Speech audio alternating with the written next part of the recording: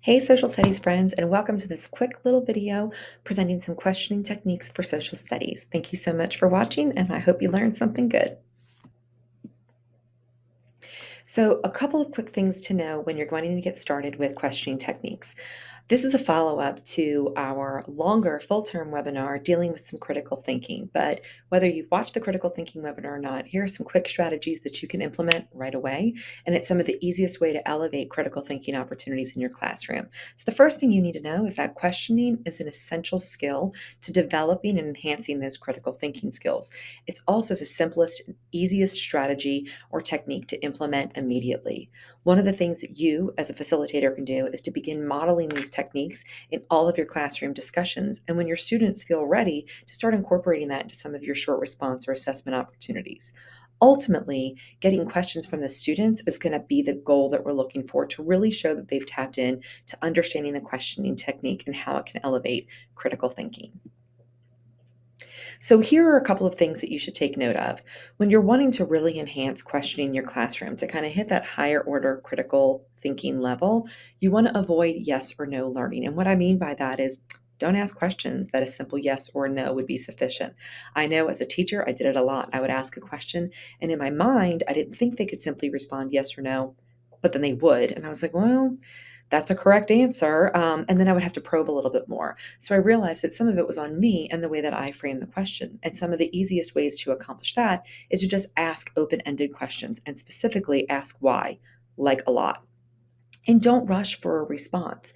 Give the students time to think. Kind of practice that power of the pause to show them that you respect their thinking and you are really looking for a full answer that's going to initiate discussion.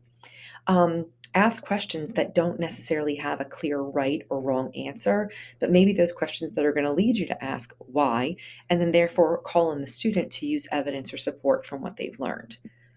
Let's look at a practical example or a couple of practical examples based on SS8H9. So those of you who are currently in your contributions to World War II unit, then these are right up your alley. So some of the questions that I'm sharing with you, I've actually referenced Bloom's taxonomy and sort of those question stems and those different levels that we're getting to. So here are a couple of questions that I would encourage you to begin using maybe as a bell ringer or a ticket out the door. The first one, what were some of the motives behind the Japanese bombing of Pearl Harbor? What questions would you ask of Richard Russell or Carl Vinson? So think about that question alone. It might seem simple, and some teachers might argue, well, what does that really have to do with content? But think about it. In order for a student to formulate a question that they want to ask, they're going to need to know who those two individuals are and what their roles were in the broader theme and concept that we're studying. You can ask students, can you explain your position on the Lend-Lease Act? Was it a good idea or a bad idea? Asking them to explain their position is immediately calling on that evidence. You can also ask them to judge the value of the Bell Bomber plant to Georgia. What about to the war effort as a whole? And then finally, to really ask them to consider if the attack on Pearl Harbor had never occurred, what might have been the outcome of World War II?